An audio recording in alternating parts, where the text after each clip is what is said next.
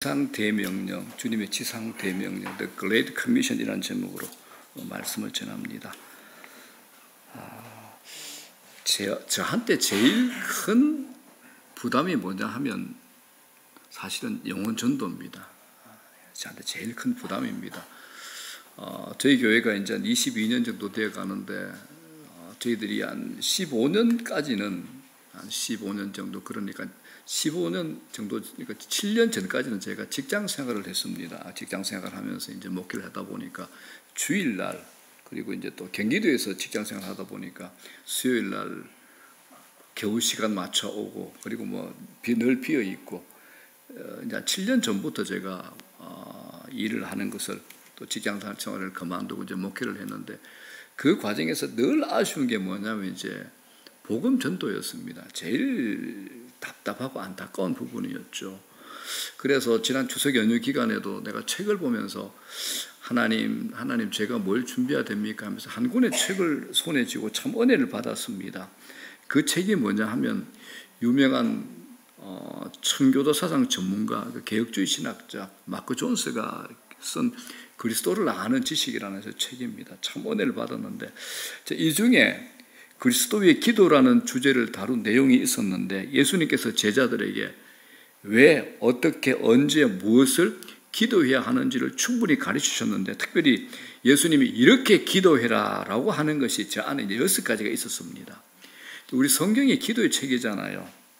그런데 예수님께서 이건 이렇게 꼭 기도해야 된다라고 하신 내용이 얼마나 중요하겠습니까? 이건 우리의 기도 내용들을 수정하고 점검해 봐야 될 내용이죠. 자, 6가지입니다. 제가 빨리 읽겠습니다. 자, 빨리 누가 한번 읽어주세요. 시작.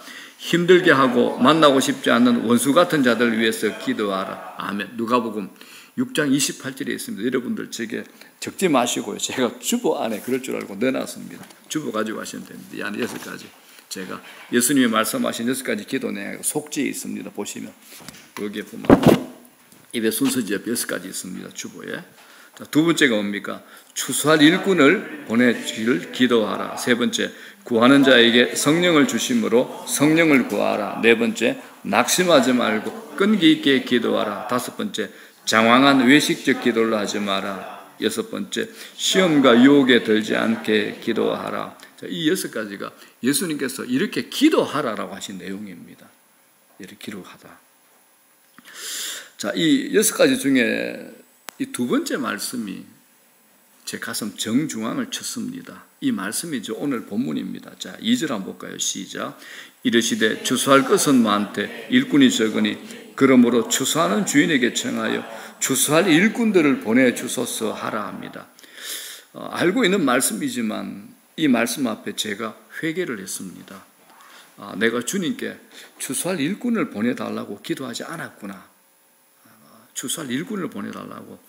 또 이 말씀이 2가지 의미를 동시에 지니고 있죠. 우리 공동체, 우리 교회에 하나님 나라와 복음을 위해 헌신한 일꾼들이 와야 됩니다. 동시에 우리가 추수할 일꾼들이 되어야 되는 겁니다. 이 2가지 의미를 동시에 가지고 있습니다.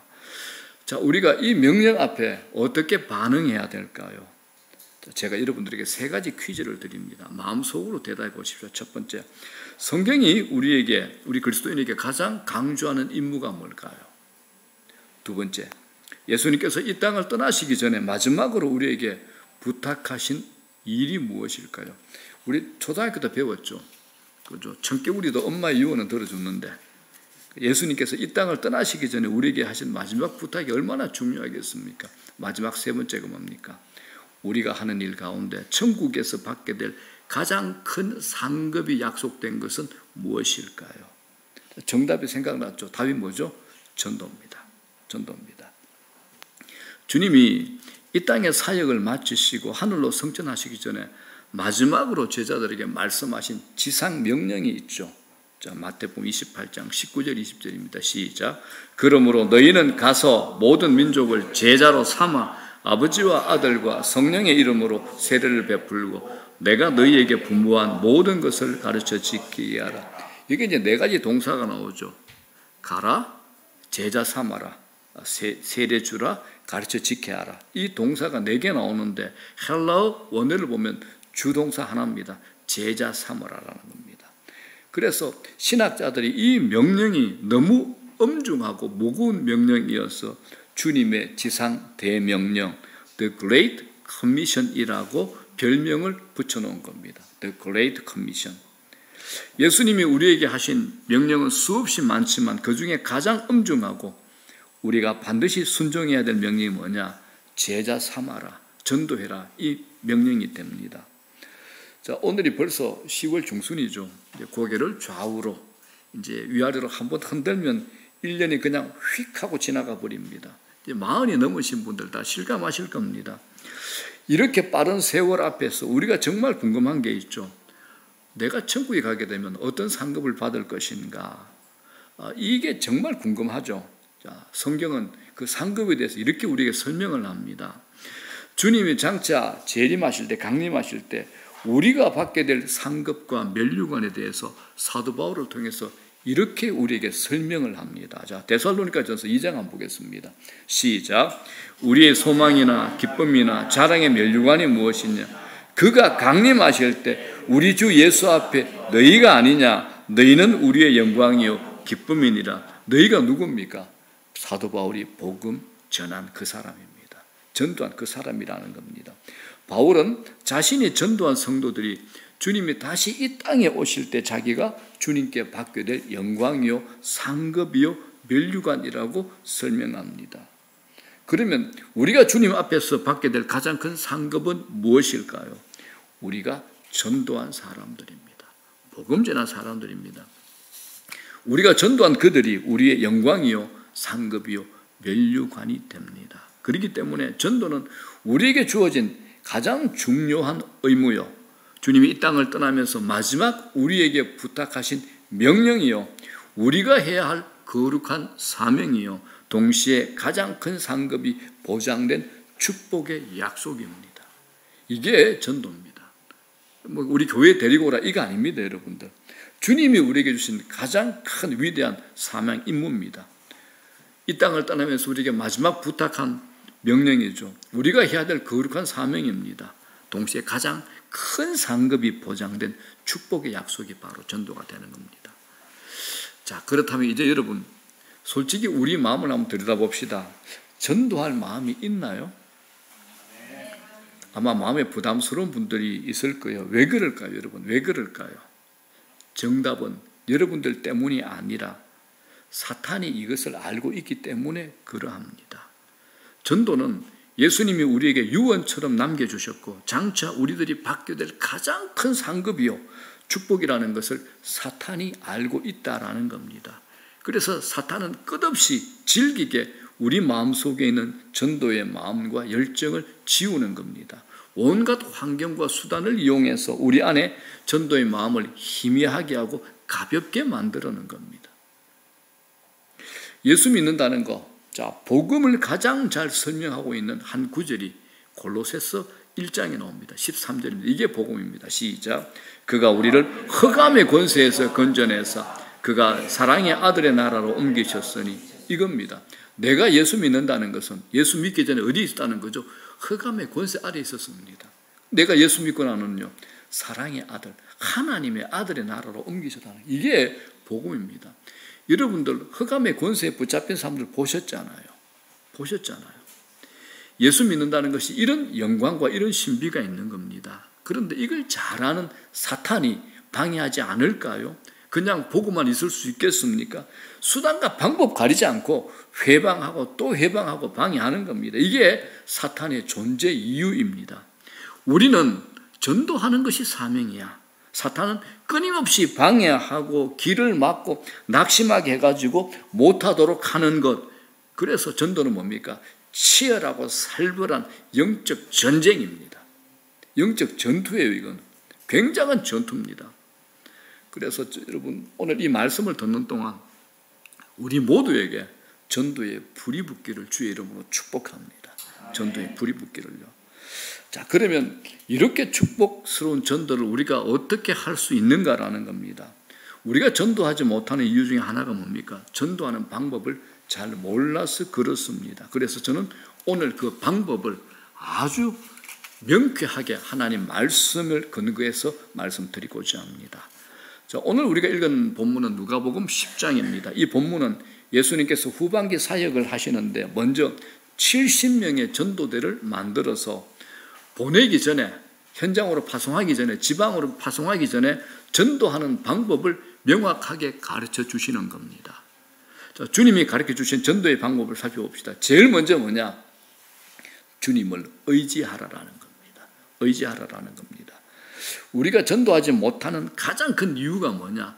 주님을 의지하지 못하기 때문에 전도 못합니다. 자, 주님이 70명의 전도대를 보내면서 이렇게 말씀하십니다. 자, 3절 뭐라 그럽니까? 시작. 갈지어다 내가 너희를 보냄이 어린 양을 이리 가운데로 보낸가 같도다. 아멘. 우리는 어린 양, 세상은 뭡니까? 이리예요. 이리떼들이 모여 있는 거예요. 자, 이렇게 어렵습니다. 전도는 어린 양이 이리 가운데로 보내지는 것처럼 어렵다라는 겁니다. 전도의 길이 쉽지 않다라는 겁니다. 그렇습니다, 여러분. 전도는 영적 전투입니다. 우리 눈에 보이지 않지만은 이 땅에서는 언제나 영적 전투가 있죠. 특별히 어떤 영혼에게 복음을 전할 때 사탄은 절대 가만히 있지 않습니다. 사탄 절대 가만히 있지 않습니다. 자, 고린도후서 4장 4절에 성경 이렇게 말하잖아요. 시작. 이 세상에 신이 믿지 아니하는 자들의 마음을 혼미케 하여 그리스도의 영광의 복음의 광채가 비치지 못하게 함이니. 이 세상의 신이 누굽니까? 사탄 마귀입니다. 사탄 마귀가 우리가 복음 전할 때 믿지 아니하는 자들의 마음을 흔들어 놓는 거예요. 혼미하게 하는 겁니다. 그래서 이 복음의 광채가 그 사람에게 비치지 못하도록 회방하고 방해하는 거죠. 여러분, 전도할 때마다 영적 전투가 이렇게 벌어집니다. 우리가 이것을 아셔야 됩니다. 그래서 예상하고 준비해야 한다는 거죠. 자, 그렇다면 이 세상의 사탄과 우리가 믿는 성령 하나님과 이 치열한 전투에서 우리가 어떻게 준비해야 하는가, 주님이 그 방법을 이렇게 설명하십니다. 자, 4절 시작. 전대나 배낭이나 신발을 가지지 말며. 자, 전대가 뭡니까? 지갑이죠. 전대나 배낭이나 신발은 지금도 그렇지만 당시 여행객들에게는 필수품입니다. 이걸 가져가지 말래요. 자, 그러면 뭔 얘기예요? 전도를 맨발로 합니까? 그렇다는 얘기는 아닙니다. 왜 주님께서 영적 전투의 전도를 하는 우리에게 이런 필수품을 가져가지 말라 할까요?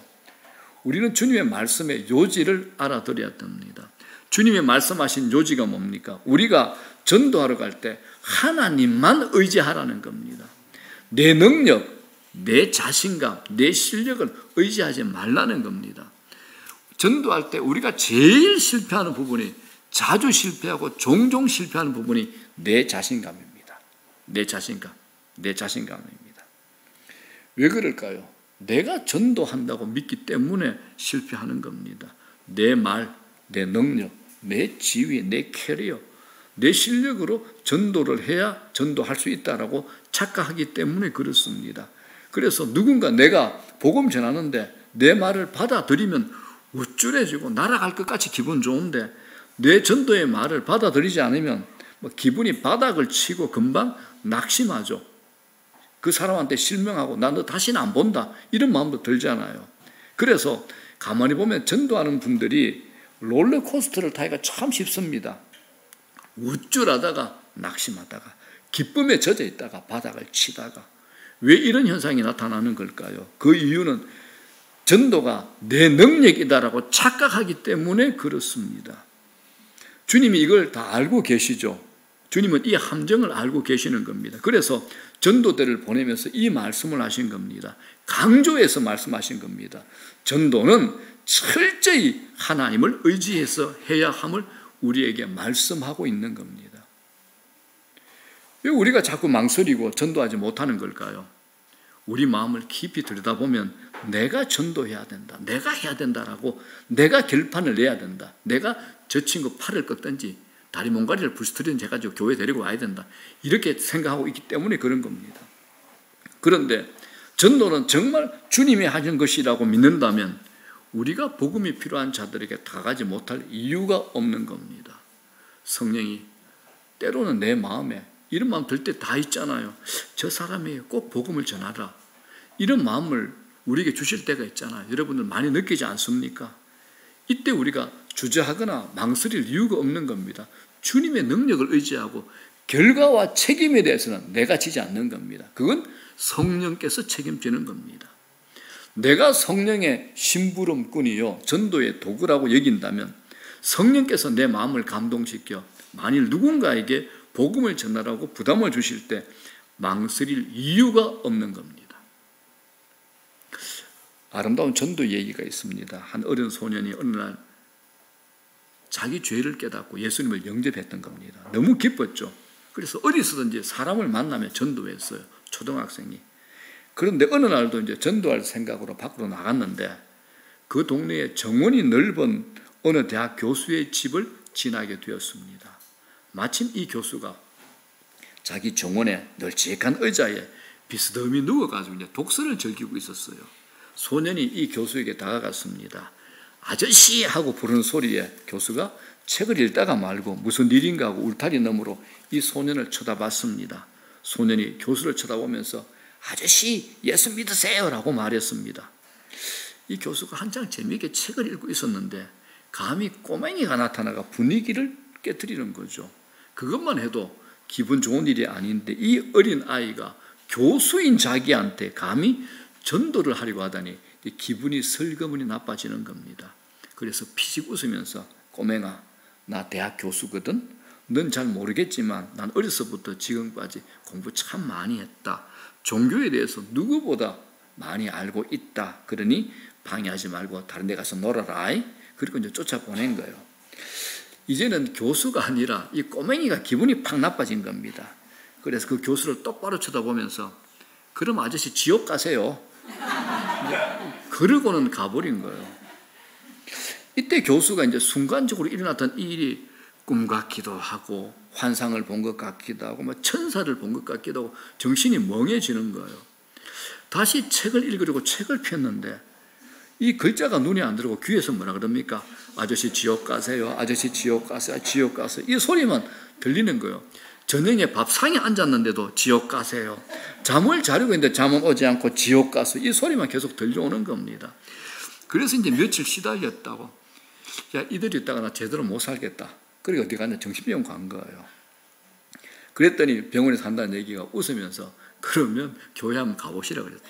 그래서 이 교수님이 교회에 자발적으로 가서 목사님께 도움을 청했다라고 합니다. 이 목사님께서 복음을 잘 설명해 주었고 드디어 이 교수가 예수님을 영접했다라는 내비게이터 책사에 나옵니다.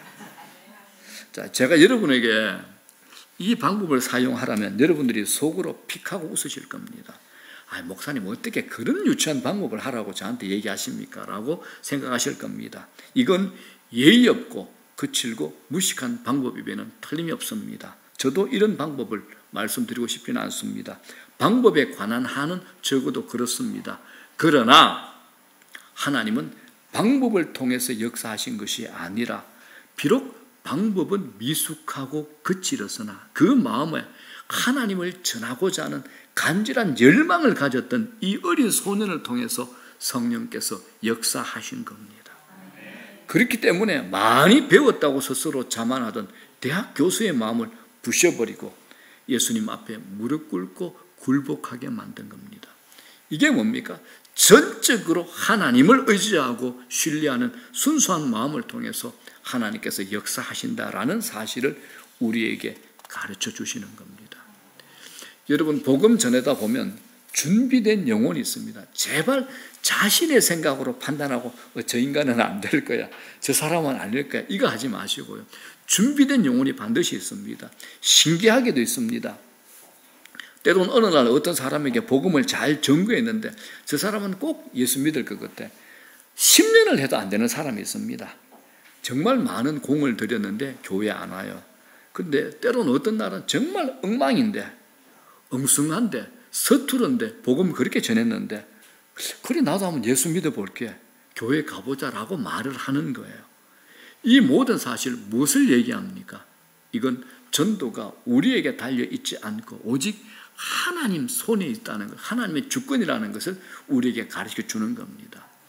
자, 여러분을 바라보지 마십시오. 누구께 달려있나요? 하나님께 달려있습니다. 그래서 여러분의 마음에 성령님이 누군가에게 복음을 전하라는 부담을 주시면 순종하셔야 됩니다. 누구 의지하고요? 하나님만 의지하고, 내 실력, 내 마음 아닙니다. 하나님만 의지하고 순종하는 겁니다. 그럴 때 놀라운 경험을 하게 됩니다. 여러분, 어떻게 전도해야 될까요? 주님을 의지하는 겁니다. 철저히 주님 의지하는 겁니다. 자, 두 번째입니다. 두 번째 하나님이 가르쳐 주신 방법 뭡니까? 미루지 말라는 겁니다. 자, 4절 볼게요. 4절. 시작. 길에서 아무에게도 인사하지 말며 무난하지 말며. 자, 무난히 인사죠. 자, 전도하는 사람에게 인사하지 말려. 이상하죠. 이건 문화적인 그 시대의 풍습을 이해하는 해석이 좀 필요합니다. 제가 어릴 때 이제 방학이 되면 시골에 내려가곤 했습니다. 시골에 계셨던 친척 어르신은 인정도 많고 참 좋은 분이셨어요. 하루는 장날이 돼가지고 이제 맛있는 거 사주겠다고 저를 데리고 가는데 내 마음이, 어린 마음이 참 부풀었죠. 초등학교 때니까. 장날은 구경할 거 참 많습니다. 맛있는 것이 많기 때문에 큰 기대하고 떠났는데, 그런데 이제 이게 웬일입니까? 가면서 만나는 사람마다 인사를 하시는 거예요. 밭에 작물은 잘 되고 있는가? 서울 간 아들은 학교 잘 다니고 있는가? 소가 새끼 몇 마리 낳았다 그랬지? 집에 어르신의 몸은 어떠신가? 뭐 주거니 받거니 하다 보니까 이게 30분이면 가야 될 길을 만나는 사람마다 인사를 나누다 보니까 3시간이 더 넘게 걸리는 거예요. 여러분, 시골에서 옛날에 길거리 지나가다가 하이 하고 그냥 지나가면 난리가 납니다. 그죠? 마음에 무언가 섭섭함이 있다는 상징이 되는 겁니다. 그런데 이스라엘은 한국의 옛날 시골을 훨씬 능가하는 인사가 길기로 유명한 나라입니다. 예수님이 이걸 70명의 전도대에게 말씀하신 거예요. 그 자리에 모인 70명의 전도대는 이 말의 뜻을 금방 알아들었습니다. 전도에 무엇을 강조한 것일까요? 전도의 시급성을 강조하신 겁니다. 저는 전도를 미루다가 제 마음에 지울 수 없는, 지금도 죄책감을 가지고 살아가는 큰 사건이 제게 하나 있습니다. 제가 50대 초반에 고등학교 동창이 밤 1시에 술에 잔뜩 취한 목소리를 제게, 손 목사, 나 참 외롭다, 삶이 참 힘들다라고 밤 1시에 술에 잔뜩 취해가지고 전화로 고백과 푸념을 저한테 늘어놨습니다. 제가 그때 경기도에서 직장 생활을 하고 있었습니다. 시간도 밤 1시고 해가지고 자다가 깨서 전화 받은 거잖아요. 제가 가까운 교회 나가봐라. 그러면 믿음과 세임과 또 희망을 얻게 될 거야 라고 상투적인 말을 좀 했죠. 그랬더니 그 친구가 평소와 다르게 자기가 춘천에 있는데 자기에게 꼭 와달라고 했습니다. 서울에서 큰 사업을 하다가 실패하고 춘천에서 주유소에서 아르바이트를 하는 거예요. 자기한테 꼭 와달라고 부탁을 했습니다. 그래서 친구니까 그래, 내 꼭 갈게 하고 약속을 하고 차일피일 미루고 있었습니다. 제가 그때 경기도, 집은 여기인데 경기도까지 직장 생활을 했고 서울 이곳에 교회 목회, 또 시간 날 때마다 오서 이제 몇 분 안 되지만 또 신방도 다니고 해야 되기 때문에 춘천에 사는 그 친구에게까지 가는 그 시간 내기가 참 어려웠습니다. 그런데 그의 겨울밤에 급한 연락을 제가 받았습니다. 그 친구가 수이사이드, 자살을 한 겁니다. 그날 영정사진 앞에서 제가 한 일은 하나님 앞에 회개 기도를 하는 것밖에 아무것도 없었습니다. 그 친구는 잘 나가던 사업이 무너지자 마음이 무너졌죠. 아내와 헤어졌습니다. 자식들도 자기를 피하니까 그 외로움과 허무함을 견디지 못하고 스스로 목숨을 던진 겁니다. 지금도 자녀 결혼식이나 모임을 가면 이제 빠지지 않고 얼굴을 드러내는 그 친구의 부인과 아이들에게 미안함 때문에 저는 그 사람들과 눈을 마주치지 못하고 있습니다. 지금도 아침에 기도하거나 혹은 자기 전에 그 친구가 생각이 나면 죄책감과 미안함 때문에 가슴 속에서 쓴물이 올라옵니다. 회개합니다. 그리고 그 친구에게 너무 미안합니다. 제가 저희 교인이 아니더라도 어떻게 해서든지 시간을 만들어서 지방까지 가게 되는 이유는 이 일이 제 가슴 속에 있기 때문에 복음 전하는 기회를 놓치지 않기 위하여서 제가 지방까지 가는 겁니다. 자, 우리 가운데 누가 내일을 장담할 수 있겠습니까? 주님의 말씀을 들어보십시오. 길에서 아무에게도 인사하지 말라는 주님의 이 안타까운 마음을 여러분 이해하시겠습니까?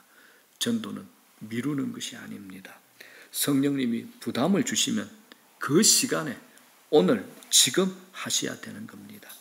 그 사람이 복음을 받거나 거절하는 것은 우리 책임 아닙니다. 내 능력이 아니라는 겁니다. 성령님이 하실 겁니다. 우리는 지금 순종하는 겁니다. 주님은 우리에게 전도에 대해서 말씀하시면서 주님만 의지하라고 말씀하시고, 그리고 두 번째 뭡니까? 미루지 말아라라고 말씀하시는 겁니다. 자, 세 번째입니다. 주님이 우리에게 가르쳐 주시는 전도는 축복하는 마음으로 하라는 겁니다. 자, 10장 5절 6절입니다. 시작. 어느 집에 들어가든지 먼저 말하되 이 집이 평안할지어다 하라. 만일 평안을 받을 사람이 거기 있으면 너희의 평안이 그에게 머물 것이요 그렇지 않으면 너희에게로 돌아오리라. 우리가 전도하다가 때때로 마음이 상하는 경우가 있습니다. 전도하는데 상대가 비아냥거리고, 그리고 예수님까지, 하나님까지 싸잡아가 모욕하고 비난하니까 그걸 못 참아서 분노하는 겁니다. 제가 그걸 봤습니다. 전도하면서 전도 폭발을 해야 되는데 전도하면서 분노 폭발을 하는 겁니다. 여러분, 전도는 그렇게 하시면 안 됩니다. 오늘 주님이 가르쳐 주시는 올바른 방법은 축복하는 마음으로 하는 겁니다. 축복하는 마음으로. 그 축복의 메시지를 받고 안 받고는 그 사람의 책임입니다. 받으면, 그 축복을 받으면 그 사람이 가고, 그 사람이 받지 않으면 누가 받는다는 겁니까? 메시지를 전한 우리가 그 축복을 받는 겁니다. 얼마나 놀라운 은혜입니까? 전도에 이런 신비한 축복이 우리에게 담겨져 있는 겁니다. 하나님께서 복 주시겠다고 작정하신 방법이 뭐냐? 전도입니다. 그래서 우리는 전도하는 겁니다. 자, 사진 한번 볼게요. 이게 대제사장의 옷입니다. 구약시대 대제사장이 저렇게 옷을 입었습니다. 자, 대제사장이 뭡니까? 이스라엘 백성 전체를 대신하여 하나님께 나아가는 직임을 가진 자가 대제사장이죠. 자, 이 사진은 대제사장의 의복입니다. 이건 대제사장의 신분을 보증하는 거죠. 특이한 게 이제 양어깨에 있죠. 견대라 그러는데 양어깨에 준보석인 호마노를 하나씩 금태에 몰려 붙이는데 오른쪽에 6지파, 또 왼쪽에 6지파, 12지파 이름이 새겨져 있습니다. 이스라엘 전체가 뭡니까? 12지파잖아요.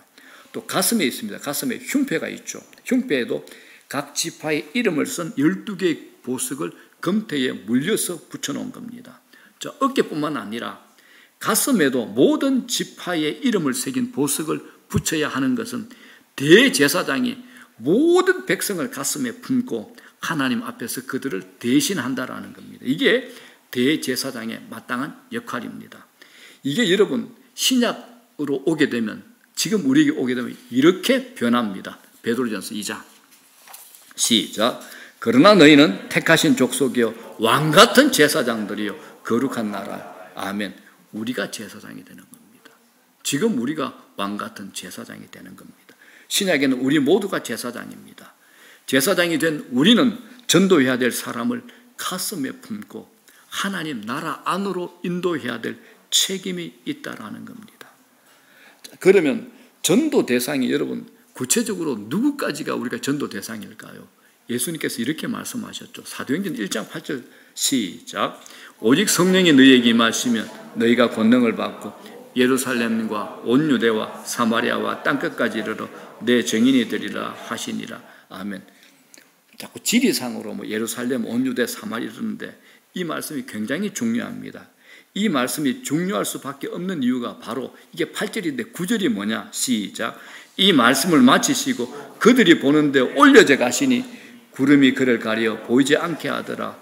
예수님이 이 땅에 마지막으로 우리에게 남기신 말씀이 뭡니까? 정인되라네. 정인되라.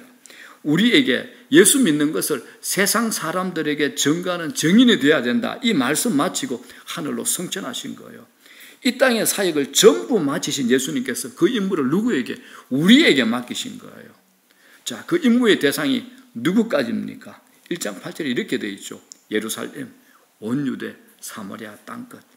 자, 우리가 전도하는 영역이 예루살렘은 뭘까요? 우리 가족들입니다. 가족. 자, 조금 더 나아가 온 유대가 어디까지요? 내 친구, 이웃이 온 유대가 되는 겁니다. 자, 그런데 이것까지 할만하죠. 자, 사마리아가 누굴까요? 사마리아. 성경이 기록될 당시에 유대인들에게 사마리아 사람은 개 취급을 당한 원수와 인종들입니다. 그런 사마리아 사람들에게 복음을 전하는 정인이 되라는 겁니다. 그러면 우리에게 사마리아가 누굴까요? 내게 불편한 사람, 미움이 오고 가는 사람, 오해가 있는 사람, 관계하고 싶지 않은데 생각나는 그 사람이 바로 사마리아입니다. 사마리아입니다. 같이 진흙탕에 뒹굴었던 사람, 이 사람이 바로 사마리아입니다. 신약 제사장인 우리들은 불편과 마음과 오해가 있는 사람일지라도 그 사람까지 그 사람에게 복음을 전해야 된다라는 겁니다. 미워하는 마음이 아니라 이게 축복스러운 일이기에 축복하는 마음으로 해야 된다라는 겁니다. 시간이 걸리고 오래 끌어도 괜찮습니다. 하나님께서 반드시 그 영혼을 붙여줄 줄 믿고 계속해서 그 사람에게 축복하고 복음을 전하라라는 겁니다. 자, 이제 말씀 전합니다. 주님이 70인을 파송한 후에 시간이 흘러 이 70인들이 각 지방을 돌아다니면서 복음 전한 후에 돌아오죠. 돌아와서 너무 기뻐하면서 주님께 사역 보고를 합니다. 자, 17절 뭐라게 합니까? 이렇게 보고합니다. 시작. 70인이 기뻐하며 돌아오이르되 주여, 주의 이름이면 귀신들도 우리에게 항복하되이다. 아멘. 믿습니까, 여러분? 아멘. 그렇습니다. 여러분, 우리 주위에 악한 영들에게 붙잡혀 힘들어하는 분들 굉장히 많습니다. 굉장히 많습니다. 그들이 예수님의 이름은 다 항복합니다. 제가 이 얘기를 해야 되나 모르겠는데 하겠습니다. 제가 아주 좀 가깝게 친밀하게 지금 저하고 교제하고 저하고 훈련하고 있는 분들 중에서 한 서너 명이 신내림이 있는 분들이 있습니다. 굉장히 힘든 일이죠. 그죠? 그런데 그분들 다 예수 믿고 자유했습니다. 예수 믿고 다 하나님 백성 되었습니다. 이제 완전히 자유합니다. 이게 뭡니까? 귀신들이 예수 이름으로 항복하는 겁니다. 제게 목사니까 아니요. 저 아무 능력 없습니다. 그런 권능 없고 저런 힘도 없습니다. 오직 누가요? 내가 믿는 예수 그리스도 그분께서 하시는 일입니다. 주의 이름 때문에 귀신들이 벌벌 떨죠.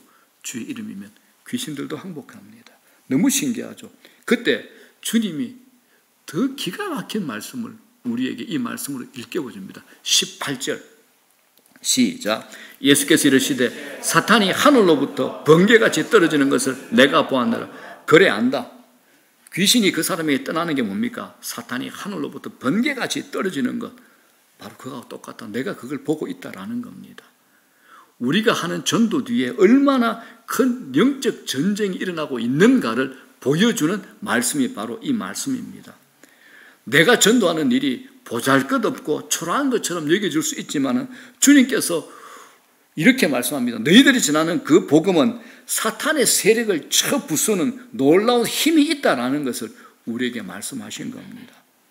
그리고 나서 이렇게 덧붙이십니다. 20절 시작. 그러나 귀신들이 너희에게 항복하는 것으로 기뻐하지 말고 너희 이름이 하늘에 기록된 것으로 기뻐하라 하시니라. 우리는 복음 전하다가 막 귀신이 항복하는 거 이게 감동하잖아요. 와, 신기하다. 내가 어떻게 이런 일을 하지? 주님은 야, 그것 아니야. 그것 아니야. 그것보다 훨씬 더 중요한 포인트가 있다. 뭡니까? 너가 전한 그 복음으로 그 사람의 이름이 하늘의 생명책에 기록된 그게 훨씬 귀한 거야 라고 말씀합니다. 뭐가 제일 중요합니까? 그 사람의 구원이 제일 중요한 겁니다. 여러분 그렇습니다. 우리가 복음 왜 전한 겁니까? 그 사람 구원받아야 하기 때문에 그렇습니다. 이 땅에서 가장 귀한 게 뭘까요? 구원입니다. 이 세상에 어떤 축복도 어떤 능력도 어떤 은사도 구원을 앞지를 수는 없습니다. 우리 이름이 하늘 생명책에 기록된 그것을 귀하게 여긴다면 우리는 당연히 사랑하는 사람들에게 복음을 전해야 될 겁니다. 왜요? 그 생명책에 기록되지 않으면 영원한 지옥 형벌에 빠지기 때문에 그렇습니다. 제가 목회하면서 성도들의 신앙을 봅니다. 누구의 신앙이 제일 뜨거운가? 누가 이 땅에서 정말 행복한 삶을 사는가? 이 땅에서 누가 하나님의 복을 누리며 사는가? 이 세 가지 질문의 대답도 하나입니다. 바로 복음 전하는 사람, 전도하는 사람입니다. 이건 너무 당연한 일입니다. 우리 한번 찬양합시다.